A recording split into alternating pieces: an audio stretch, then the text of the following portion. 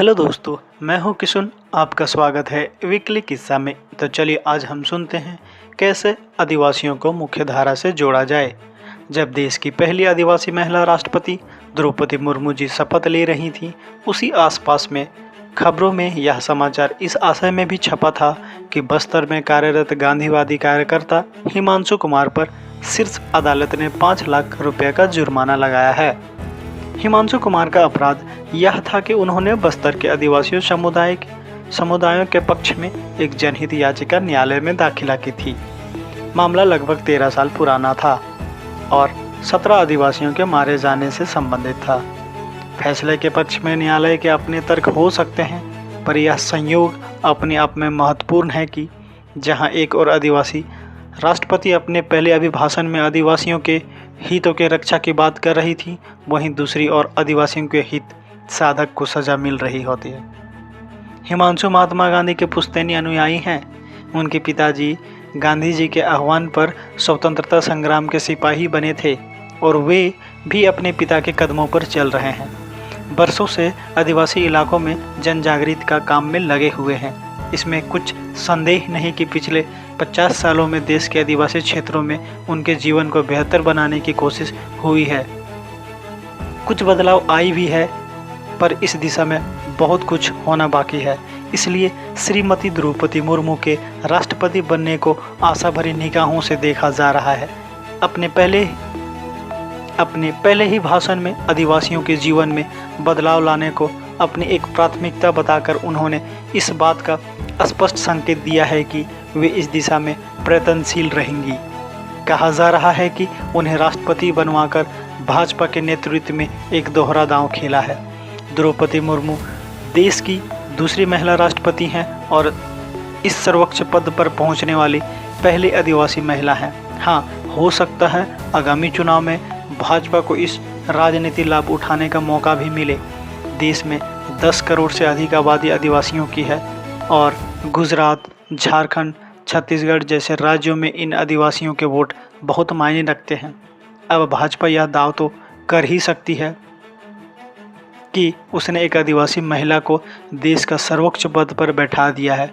जब देश के आदिवासियों ने राष्ट्रपति के पद पर ग्रहण को अपनी आंखों देखा, हाल टीवी चैनलों पर देखा होगा, तो निश्चित रूप से उन्हें गर्व की अनुभूति हुई होगी। उनकी इस अनुभूति का लाभ भाजपा को मिल ही सकता है। जब देश का संविधान बना था तो आदिवासी नेता जयपाल सिंह मुंडा ने नए संविधान को आदिवासियों के लिए 6000 साल के उत्पीड़न के बाद एक अवसर बताया था। इन्हें इस अवसर का कितना लाभ मिला है, श्रीमती मुर्मू को इसके एक प्रतीक के रूप में देख जाने की बात कही जा रही है। प्रतीकों का महत्व होता है, पर वह किसी उपलब्धि का वास्तविक पैमाने नहीं होते हैं। यह एक हकीकत है कि आज़ादी के इन 75 सालों में देश के आदिवासियों के जीवन में उतना सुधार नहीं हो पाया है जितना होना चाहिए था। नए राष्ट्रपति ने कहा है कि उनका इस पद तक पहुंचना इस बात का एक उदाहरण है कि गरीबों को सपने देखने का भी हक है और उन्हें पूरे होते देखने का भी। उम्मीद की जानी चाहिए कि संविधान के संरक्षक के रूप में राष्ट्रपति को भूमिका निभाते हुए विभिन्न आश्वासनों को पूरा करने की दिशा में सार्थक पहल करने में सफल होंगे। एक आदिवासी महिला का राष्ट्रपति बनना अपने आप में देश के लिए एक शानदार उपलब्धि है। इस बात को भी भुलाया नहीं जाना चाहिए कि राजनीतिक के खिलाड़ी इस तरह की उपलब्धियों को राजनीतिक लाभ उठाने में पीछे नहीं रहते हैं। मैं यहाँ इस बात को दोहराना नहीं चाहता हूँ कि प्रतीक संकेत होते हैं, उपलब्धि नहीं। उपलब्धि तो वे तब बनते हैं जब उनके काम उजागर होकर सामने आते हैं, परिणाम दिखने लगते हैं। आदिवासियों के विकास इस बात से हम बोल सकते हैं कि आदिवासी समाज आज भी कुछ रूढ़ियों में बंधा हुआ है। इस समाज के विकास का मतलब ऐसे रूढ़ियों में से मुक्त होना भी है जो देश के बड़े तबके को देश के मुख्य धारा से जुड़ने में बाधक बनी हुई है।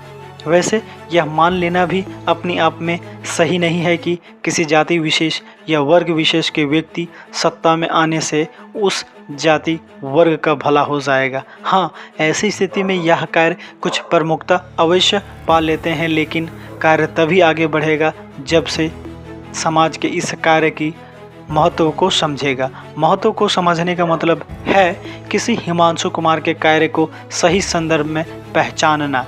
पिछले 22 साल से हिमांशु दंपति दंतेवाड़ा में एक वनवासी चेतना आश्रम चला रहे हैं। हिमांशु ने गलत पिटीशन और नक्सलियों से रिश्ते के अपराध को नकारते हुए कहा है कि दंड भरने का मतलब अपराध स्वीकार करना होगा। चंपारण में गांधी जी ने दंड भरने के बजाय जेल जाना स्वीकार किया था।